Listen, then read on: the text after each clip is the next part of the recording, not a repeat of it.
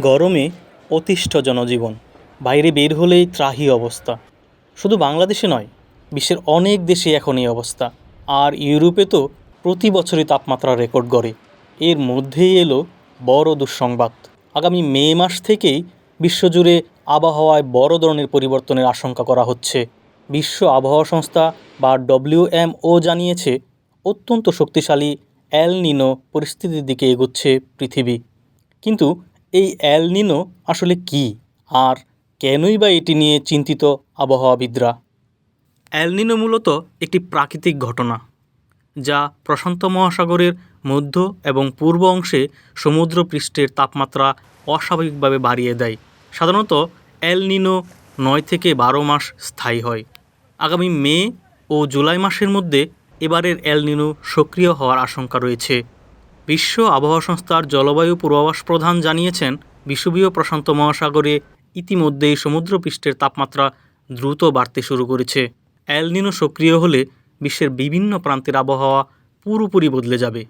দক্ষিণ আমেরিকার দক্ষিণাঞ্চল, যেমন আর্জেন্টিনা, হর্ন অফ আফ্রিকা, মধ্য এশিয়া এবং আমেরিকার দক্ষিণাঞ্চলে স্বাভাবিকের চেয়ে অনেক বেশি বৃষ্টি ও বন্যার আশঙ্কা রয়েছে।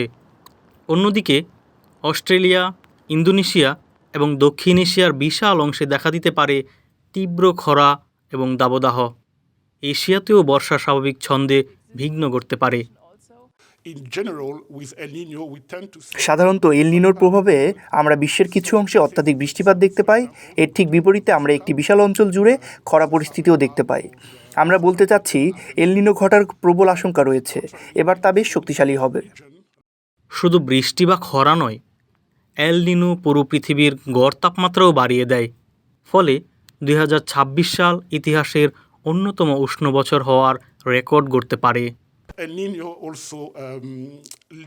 এল নিনোর কারণে বিশ্বজুড়ে তাপমাত্রাও বৃদ্ধি পায়।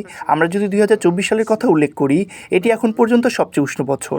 তখনও একটি এল নিনো পরিস্থিতি ছিল, তাপমাত্রা 1.55 ডিগ্রি সেলসিয়াস পর্যন্ত বৃদ্ধি পেয়েছিল। তাই আমরা আশঙ্কা করছি 2027 সালে আমরা উচ্চ তাপমাত্রা দেখতে পাবো। আর এই এল নিনো তীব্রতার উপর ভিত্তি করে আমরা হয়তো 2024 সালের মতোই সাময়িকভাবে 1.5 ডিগ্রির সীমা ছুঁয়ে ফেলবো, অথবা তা অতিক্রম করে যাব।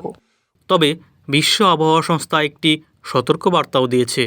তারা বলছে, এই পূর্বাভাস সবসময় সঠিক হয় না।